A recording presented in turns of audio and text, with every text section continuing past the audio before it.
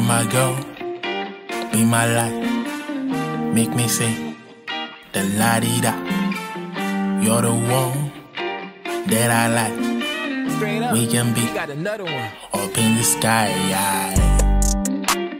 Come and lay up with a G. Let me give you what you need.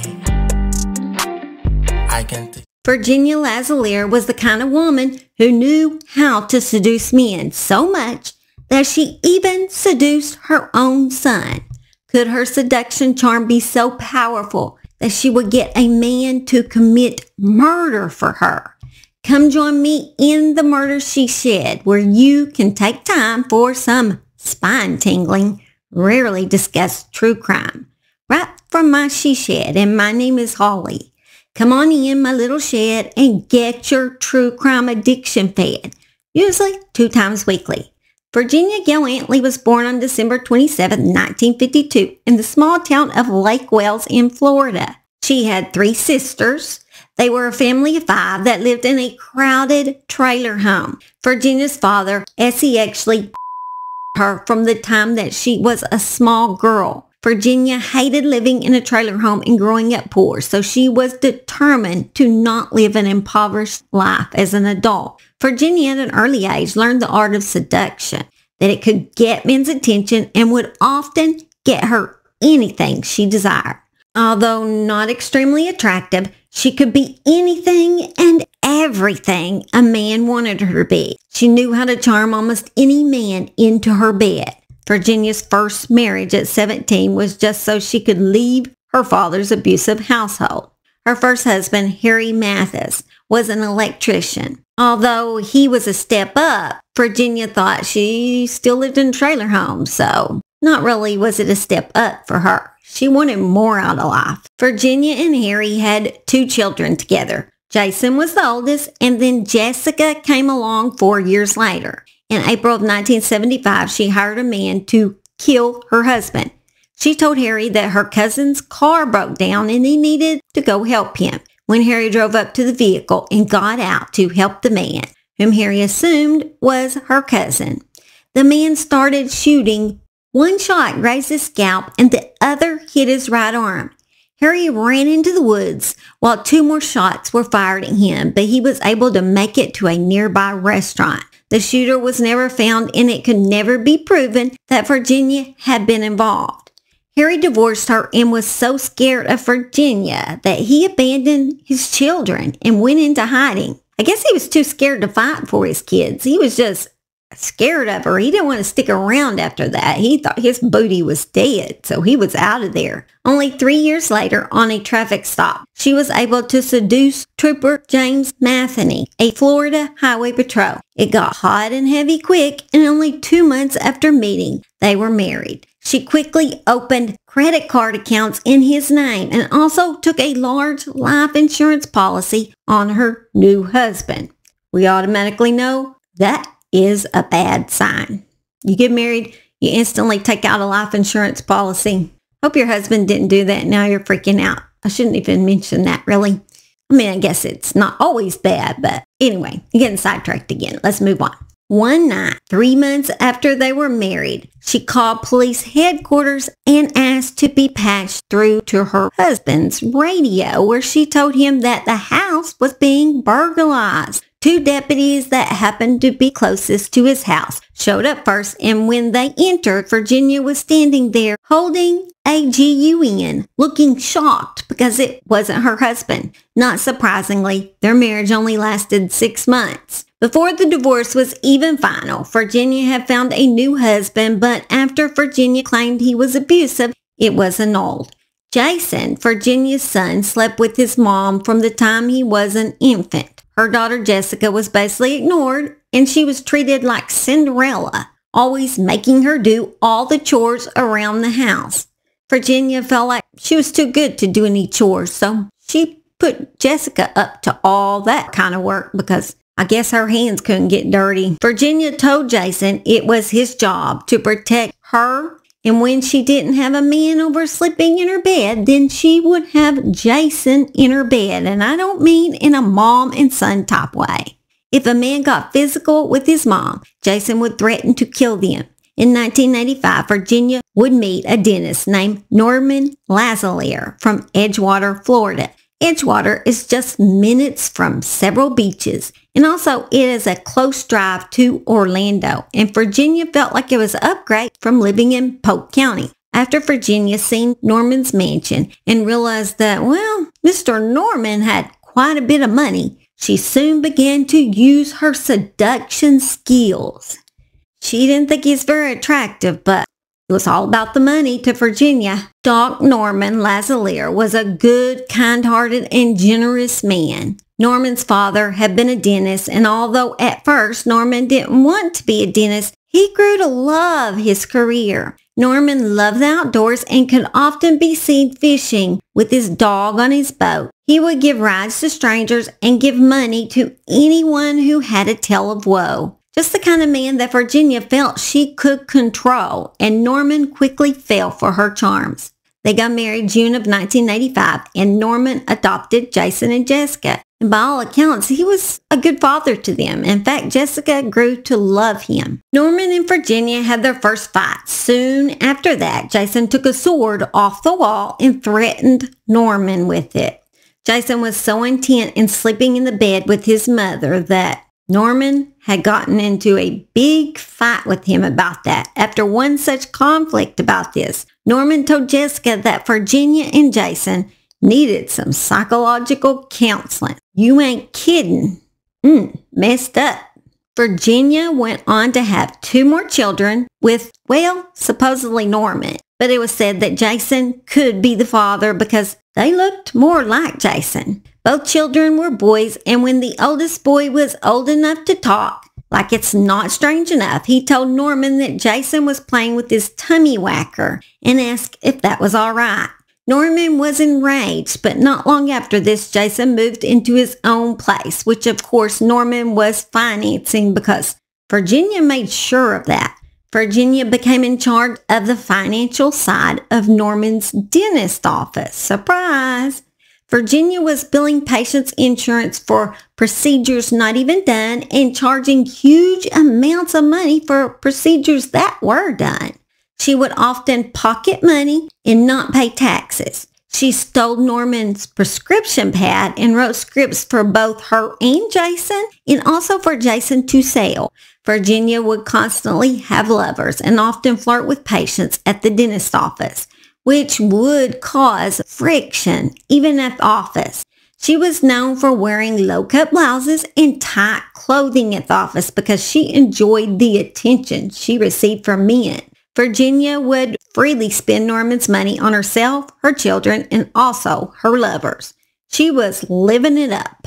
And so soon the Department of Professional Regulations started an investigation into the fishy things that were going on at Norman's office. Then Virginia hired a young girl to help her with finances. Her name was Chris, and she soon would do all of Virginia's bidding. Chris eventually moved into Norman's house to help with the smaller children because watching children was beneath Virginia. When Chris moved in, she observed that Jason and Virginia had an odd relationship. Jason would come to the house after Norman went to work, and before Virginia left for the office, he would set her clothes on the bed for her and even observed him putting Virginia's bra on her. And she said when they kissed, it wouldn't be like a normal son and mother kiss. She said they would sometimes shut and lock the bedroom door. She didn't go near the door. She didn't want to know what was going on, and I really can't blame her. Jason never told his mom that he was homosexual, and while partying, met another man named Stephen Heidel, who moved in with Jason. Their sexual relationship didn't last long, but they still remained roommates. Stephen scammed money from people similar to Jason's mother. According to Virginia, Norman began to receive threats. She said one time she came home to decapitated kittens in her fridge. Yep, I said decapitated kittens. And then a few days later, there had been a possum in the front dentist office with its throat slit and a knife stuck through it. Jessica said it really upset her because the baby kittens had been hers, and she had believed her brother Jason had done it at the request of Virginia. How disturbing is that? On March 8, 1991, Norman was finishing lunch at his desk in his office and happened to be looking out the window when he seen his dental assistant Emily coming back from her lunch. Virginia was already at the front desk greeting a patient that had just come in the front door. As Norman was sitting peacefully at his desk wishing he was fishing on what looked like to be a beautiful day, he noticed a car speed into the parking lot and come to a fast halt. A man with a sawed-off shotgun jumped out of the car and instantly Norman knew the bullet was meant for him. Norman ran towards the waiting room and was able to slam the heavy door almost shut. But the intruder was able to push it back open. Norman took off running back to his office, slammed the door shut there, and unfortunately, he stood in front of the door, but he said, "Jason, is that you?" The intruder shot through the door. But unfortunately, he didn't have time to move away from the door, and the man shot through the door. The impact lifted Norman off his feet and spun him sideways, knocking him to the ground. He had been shot on the chest, and blood was pouring out all over the floor.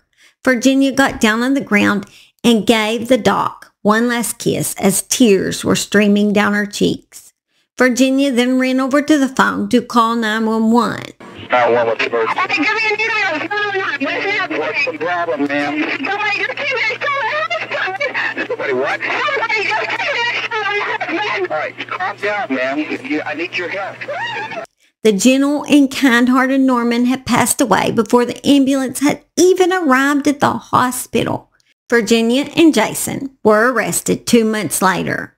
Prosecutors accused her of ordering Jason, who was now 18 years old, to kill her husband so they could pocket a $2.1 million life insurance policy that she allegedly forged the doc's name on. Stephen, Jason's roommate, came forward to authorities and informed them that Jason and Virginia would playfully reenact the crime and laugh right in front of him. He was also able to provide the exact location of the murder weapon. He stated, "Virginia told me and Chris to clean the shotgun with muriatic acid in order to get rid of fingerprints, then encased it in concrete and disposed of it in a creek nearby." Jason and Virginia's trials were done separately. During the trial, 2 of Virginia's former lovers testified that she offered them large sums of money to dispose of her husband. She was tried and convicted with a jury recommending death in the electric chair by a 7-5 vote. This is where it gets odd. Jason was acquitted of all charges at his trial. He had hired a different defense attorney than his mother had that was able to bring doubts about who actually had committed the murder. Jason's attorney was William Larzelere. Larzelere had closely monitored Virginia's trial with mounting abhorrence, not for the state's allegations against her, but because her defense was so awful, he said. He placed calls to a dozen experts to dig into the state's evidence. What Larzelere discovered over the next several weeks was shocking. Virginia didn't forge the signature on her husband's will, according to a handwriting expert. Stephen and Chris both testified that they had mixed the concrete at Virginia's house. Police found concrete there inside a cooking pot, seemingly linking Virginia to the murder weapon. But then Larzelere discovered the concrete at her place didn't match that found in the case with the gun that had been found in the creek. Larzelere also built an unsettling profile of the state's star witness. Stephen was insecure, money-driven, and highly dishonest, his friends said. 4 of them gave statements alleging he had lied to authorities. Steve was always looking for money, one of them stated during the testimony. Larzelere was pointing his finger right at Stephen, being the murderer. So after 4 weeks of proceedings on September 20th, Jason was acquitted. He sank his head into his hands and wept. In 2008, Virginia was removed from death row and now is serving life. Virginia maintains she is innocent to this day. On December 17, 1999, Stephen hanged himself with the electric cord. His mother, Patricia, found him near the family pool and cut him down with a knife. "I tried to catch him but couldn't," she told police, adding that he had tried to kill himself 7 times before that. The current whereabouts of Jason is unknown, but he has visited his mother in prison and does not admit to the incest charges, only calling it a circle of love. Him and his mother have a circle of love. That is definitely what I call completing the circle. Yes, it is indeed. And that is my story about crazy, incest, and murder. This should have been a wacky World Wednesday story. We can take time for some spine-tingling, rarely decrest. I'm not making a poem. So she was determined to not live an impoverished life as an adult. Impoverished. The team was just so she could leave her father's abusive household. Not surprisingly, their marriage only lasted 6 months.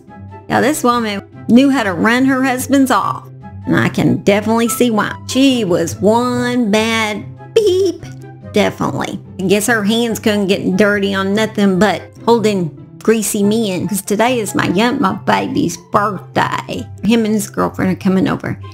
And I'm going to cut his hair, and then we're going to take him out to eat, and I don't know what else. So I want to get this recorded before they came. He's going to be the big 24. I cannot believe my baby's going to be 24. That's my youngest. It's insane to think that I'm 50 years old. It's really quite depressing. But knowing my Simon, he's not going to want to come out of the house much this winter, unless it's to ride a four-wheeler. Now that will be different. And what's funny is we tie the sled to the four-wheeler, and my oldest dog, Buddy, who's a lab, ever since he was young, even though he's got hip dysplasia super bad, and he has since he was smaller, but he loves snow. And his favorite thing in the world is to ride with me inside that sled while someone pulls us. I mean, they pull us slow because we have to with him. He can't be dumped, but he loves that. He wants to do that every year. He's 10 years old now, but it's still like, it makes him a puppy again when he sees that. So we love you, and we hope y'all have a blessed week or weekend, almost weekend. What do you want to go do now? What do you want to go do now? Oh boy, damn, you weigh as much as me, dude. In the sky, come and lay up with a G. Let me give you what you need.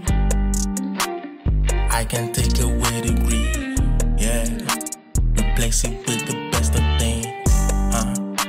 I'm talking about